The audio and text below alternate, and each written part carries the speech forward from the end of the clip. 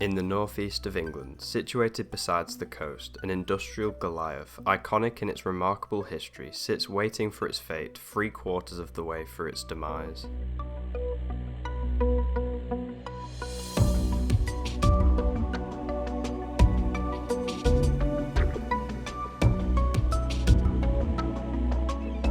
The staggering complex is known as Redcar Blast Furnace, standing at an intimidating 365 foot and is currently abandoned after being mothballed in 2015. It is the last survivor of a formidable era in British steel production, still bearing all of the powerful machinery used to generate iron in a dangerous fashion. In today's Urbandoned video, we infiltrated the site with hopes of reaching the summit of the structure without capture. Although we wouldn't know it yet, this would be one of our favourite explorations we have ever fulfilled. Join us as we cover the entirety of the blast furnace to see what remains.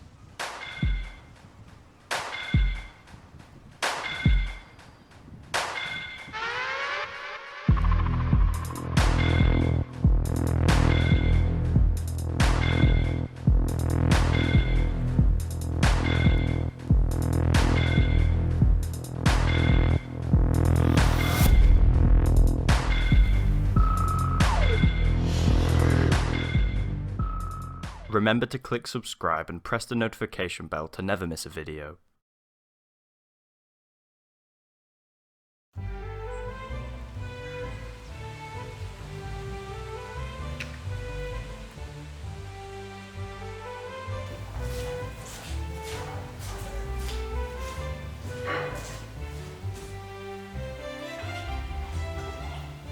Thank you.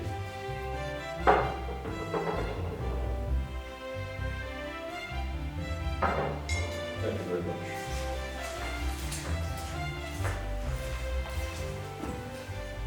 What is that you're reading? This is actually issue 1 of the Urbandoned magazine. Ah, what's inside it? It's got a lot of behind the scenes stories of the YouTube channel Urbandoned Explores. It's very interesting. So I guess you'd say it's quite immersive. It's very immersive. It also features a guest article from one of their friends. Ah, would you recommend it to people watching? I would definitely recommend this to anyone watching. And where can they get it? You can get this on the Urbandoned website, on the store, urbandonedteam.com. Ah, and is it available anytime soon? It's actually releasing today, I believe. This is a pre-released version that I managed to get my hands on. Oh, isn't that good?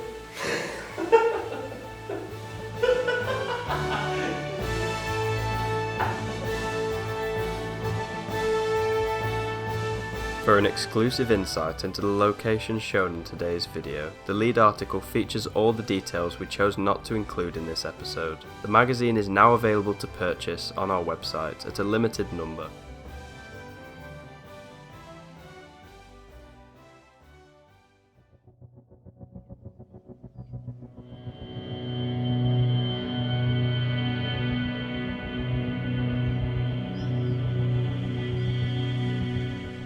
It was daybreak. You join us as we make our way from the depths of the facility up towards its peak.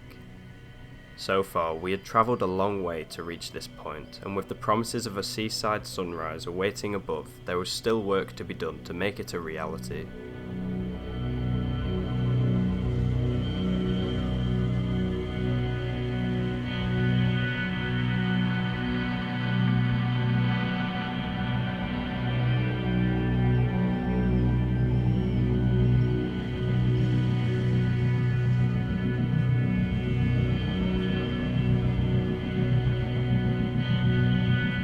Step after step, we eventually arrived at one of the highest levels of the furnace, surrounding us an industrial wasteland, some sections active and others disused. The sun was breaking on the horizon, casting a picturesque orange glow onto the landscape.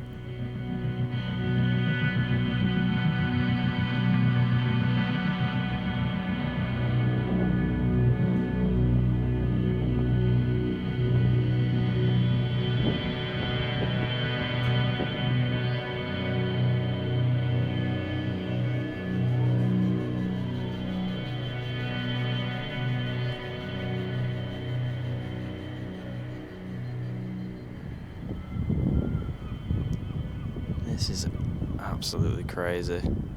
Here you can see the coke works and various gas towers. The whole area is industry, and you get the best view of it from here. I think we're going to save the top for later, but I'm definitely going to do it. I'm not sure about the others yet. Oh my god.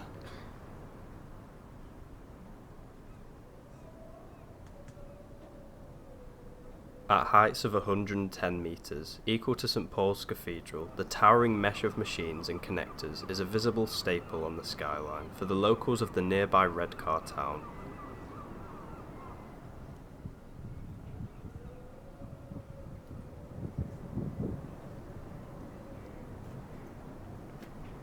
This crane looks quite modern, or in good condition for something that is left restricted at the top of this blast furnace. Paint scheme seems pretty intact. There goes a patrol. We're just hoping at this point that we don't get seen. So it's genuinely amazing though.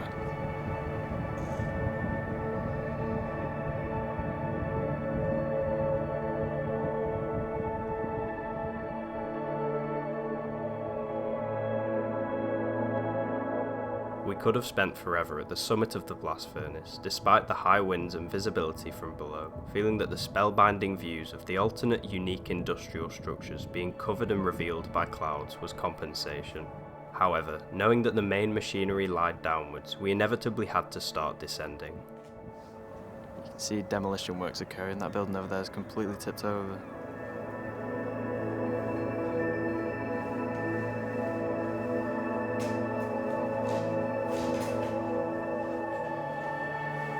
Making our way down slowly and steadily because the staircase is pretty dangerous. You're scared of heights, so this is not your it's not forte. my thing at all. I mean, look at this. This in particular. Patrol car over there, but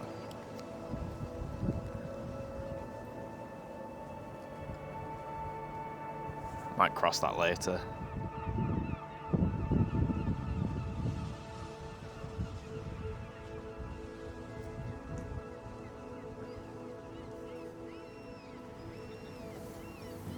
The whole roof's been removed on that building.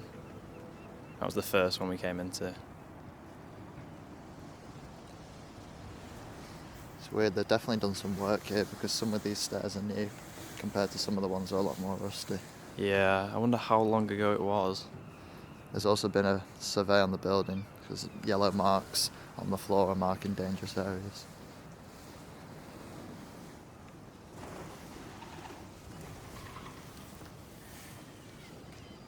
It's all just making its way down with these massive pipes that seem to travel off in every direction.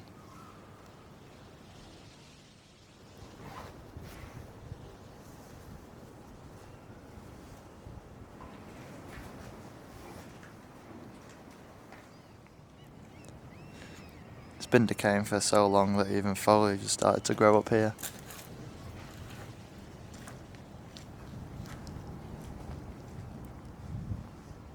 Quite amazing. Everywhere you look is industry.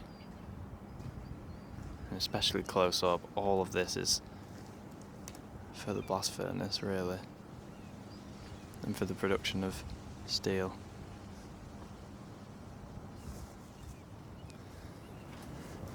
It's so strange being outside, but almost inside at the same time and being level with a chimney, that high, straight ahead of us.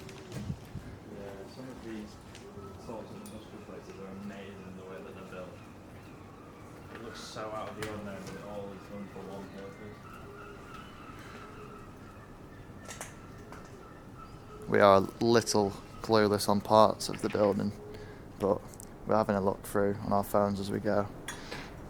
I'm sure we'll have something about the process as well.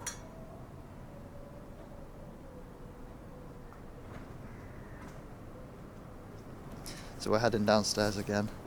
There's so many layers to this structure, and each one, although they seem repetitive, it plays an individual part in the process. We're finally going to be going inside. for the first time. Yeah, it'll make a nice change.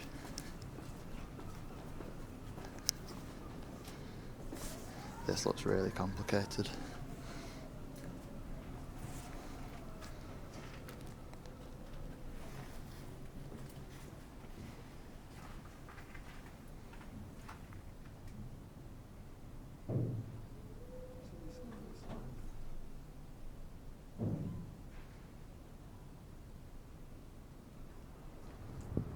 Each valve has the right reference number.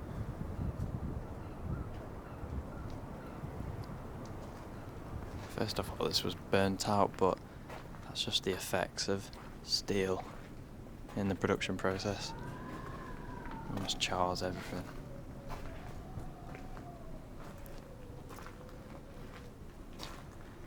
These buildings often look dilapidated and destroyed, but they're very structurally sound. The only time they're not is when the metal gets a bit rusty. Even though the state of the furnace appears impossible to understand, the process is really quite simple. Like most buildings of this nature we have seen in the past, it works with a vertical downwards process. At Redcar, coke would be continuously supplied from nearby ovens via the long conveyor belt protruding from the top, whilst a hot blast of air is blown into the lower portion. Therefore, the chemical reaction occurs as the material falls through the huge pipes, resulting in molten iron at the base. This site alone could produce a whopping 10,000 tonnes in one day. The sun has finally come out.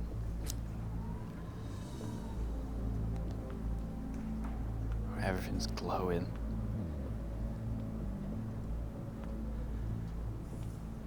I wanted to see what these huge pipes are with spherical tops,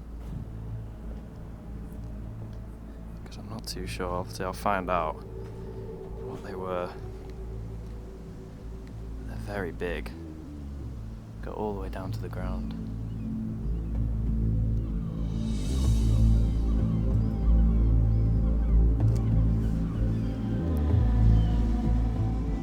It's a network of pipes. There's writing on these. I think measurements maybe done by workers, and there was no paper available. I think there's 4 of them and they're all aligned. All seems very random when you look at it with no clue of what's going on, but it's all carefully placed and designed.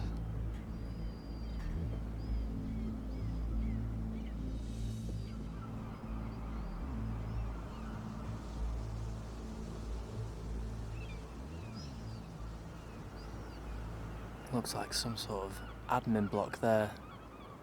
Really want to get inside that. Could house a nice control room. In a good position to analyse the structure for the first time in daylight, we could truly appreciate its design and organisation as an engineering marvel. Constructed in 1979, it was the largest in the UK at the time and the second largest in Europe. The area of Teesside became notorious for housing blast furnaces, at one time in the 20th century boasting over 100, but this final relic seems to be the most beloved of the lot as the last one standing. Need to be careful with the torchlight, but this is directly below the valves above. The whole process is downwards from the top. The conveyor would take coal up, which is why there's a huge coal yard. And the power station we looked at would power that, and everything really. So there's a coal yard for that as well, but it would all be done by coal. And the molten steel would slowly move down until it was ready to be exported.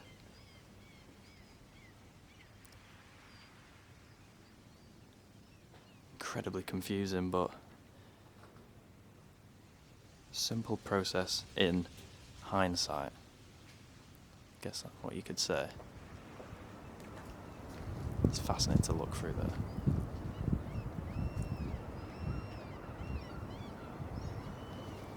Finally inside, at the bottom of the furnace. Makes it feel a bit more abandoned in here. Well, at least there's more items for us to look at, such as these forklifts. See how much dust they've gathered after being sat here for years. Also getting a sense of scale. Never mind how tall this structure is, but this particular hall is huge.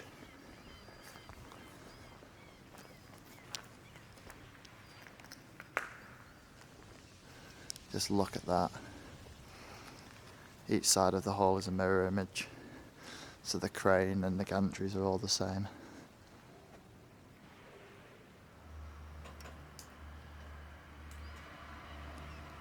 This is it. This is the main attraction of this place. No. Finally can tick this off the list. I've been waiting to do one of these for a while. This one in particular. Yeah. And this is where the process comes to a conclusion. I'm pretty sure in the two big sheds, the reason why there's large exporting doors is because it would all be transported out and taken somewhere else. Having found ourselves at the foundation of the complex, we had come to the twyeres, which is the network of pipes that would inject a deadly hot blast of air into the furnace to cause the transition of materials. 1988, the year of privatisation of the steel industry in the UK. Margaret Thatcher and her government had gathered knowledge that the production was doing exceptionally well and invested more than £100 million into the works. The Prime Minister is said to have paved the way for its shutdown, enabling cheap foreign imports from Russia, China and America. Amidst Redcar steelworks, the amount of blast furnaces wasn't at the number it once was, with this one being the sole reminder of an innovative past, bigger and more powerful than all of its predecessors. The industry was becoming less profitable every day, and because of this the site was passed from owner to owner from 2007 for brief durations.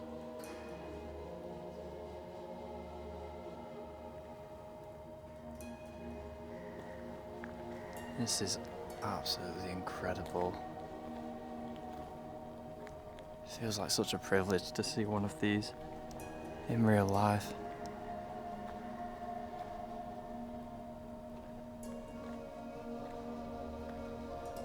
Such an intimidating machine, but designed so well.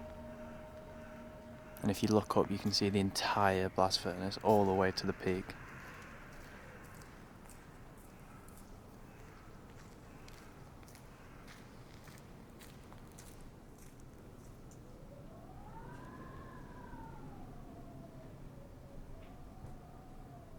By 2015, international market conditions had left the steel industry at an all-time low. Since 2015 a year onward, 5,000 steel-related jobs have been lost in Britain, unable to compete with knockdown prices elsewhere.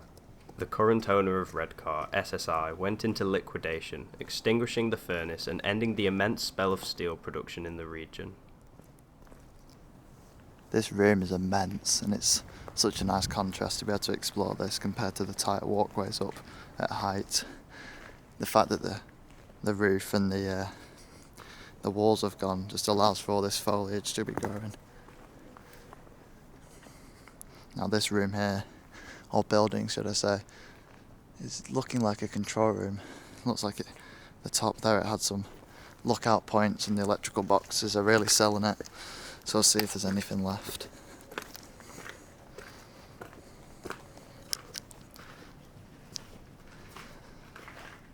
Oh, it is, yeah. Nice silver panel in here. It's definitely for the blast furnace by the looks of it. It says blast furnace technology at the top. It's definitely an operational desk as well. Probably moved parts of the furnace itself or different machinery.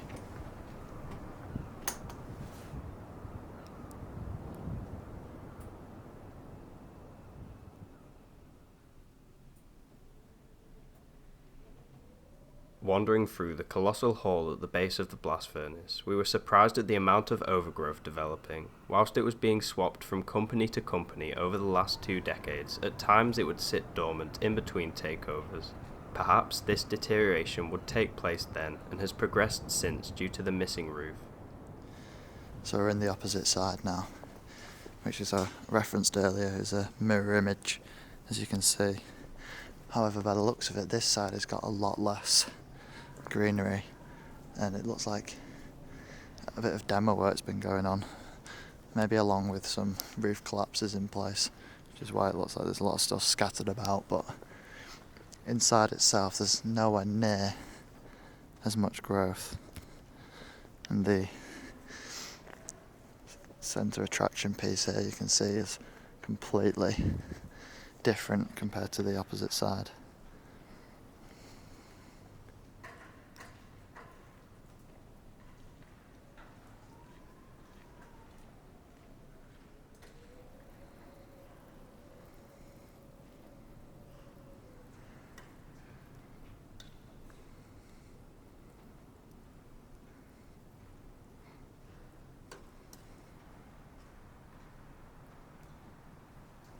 These are the tracks I was referencing.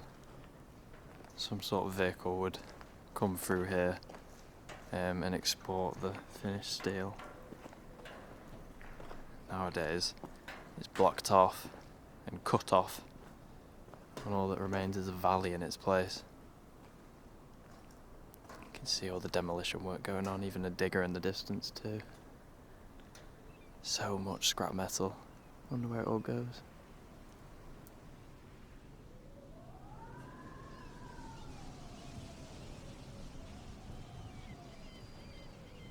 Using the vast gap in the building to make our way outside, we were curious to check a few of the smaller properties next to the premises. Firstly, we looked at what we believed to be an admin block, with our fingers crossed for a dated control room.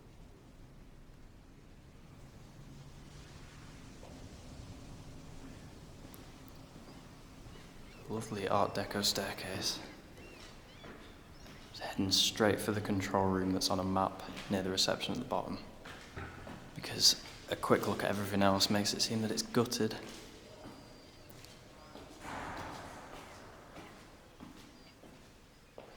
Maybe this one?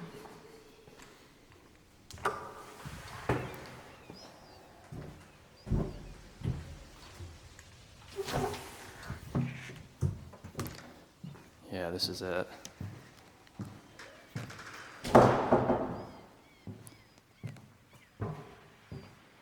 It's extremely modern. Very disappointing.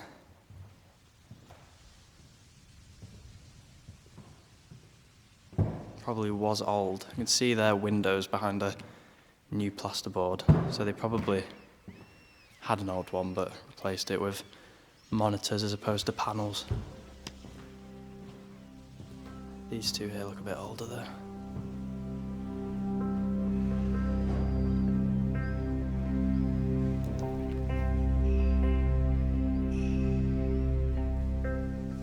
This is an indicator of how hot it would get. Some of the temperatures on here, all these gauges would record them.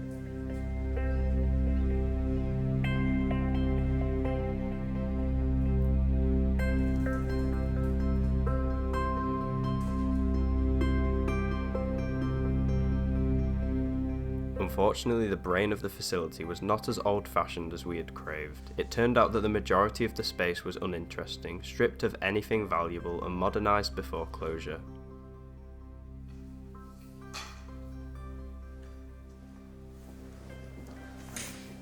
These are the offices, or one side of them. Judging here, they look to be the better side. See, there's lots of documents left. This one here has looks like technical workings related to the blast furnace on here. I won't be able to tell you what any of them, the numbers mean or the letters, but it's very cool to see it's still in place.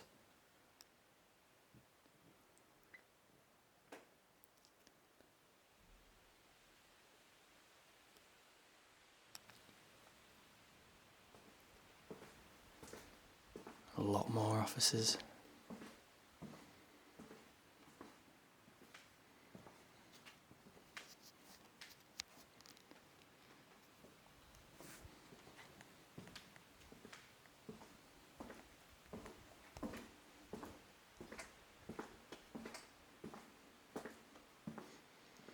Sadly, this building wasn't as good as we thought it would be, but still cool to see a bit more of the admin side as opposed to the industry.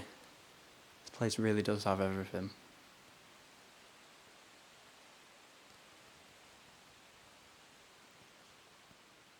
A couple of really cool instruments I just spotted passing this room.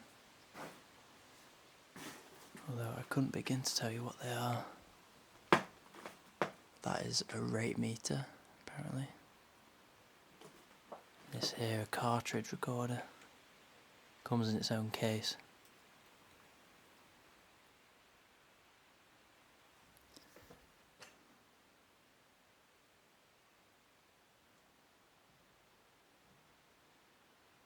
We wouldn't anticipate that this building will be protected in the near future, but thankfully some features in the blast furnace are planned to be collected as a way to recognise the significance of the structure. Demolition was announced some time ago and smaller outbuildings have been flattened already. Currently the furnace stands tall and as impressive as ever.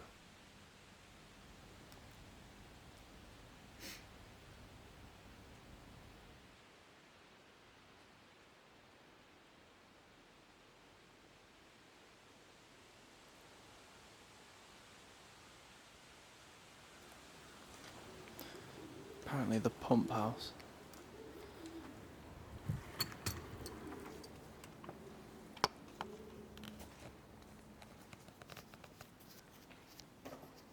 Wow. This is a longer row than I thought it would be. 1, 2, 3, 4. Say there's about 7 in there.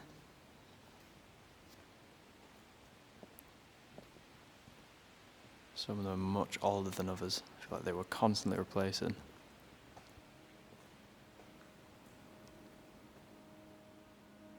There was one more task we wanted to complete before we vacated the derelict grounds. Earlier on, we had been very high, yet not to the official maximum height we could ascend to.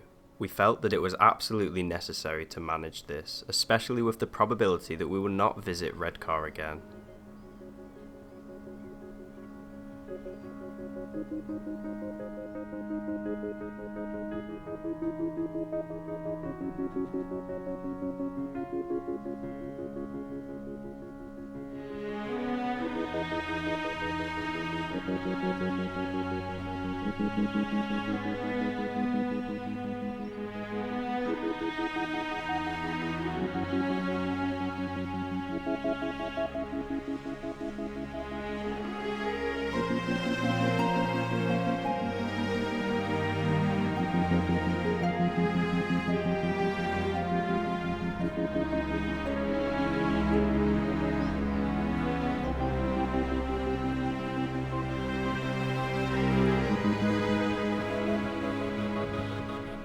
Once we had arrived at the crest of the Goliath, surpassing the area we had traversed to in the morning, it was the ideal way to finish our mission. Seeing this territory in a way that few will, luckily before the furnace is brought down from the proud location it seems natural in, we were totally overwhelmed and felt honoured.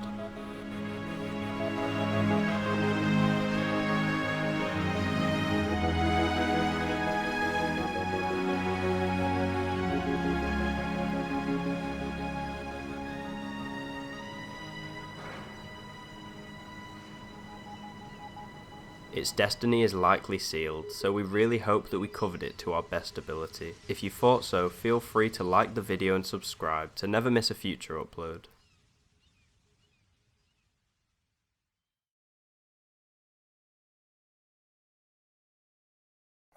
Here are some of our photographs captured at Redcar Blast Furnace. If you like the look of them, check out our Instagram page below, where we share images of the places we explore months before they are shared on YouTube. We also offer prints of certain locations on our website, also linked in the description. Thanks for watching. If you are interested in reading more details about this exploration, see the Urbandoned website to purchase issue 1 of our official magazine. See you next time.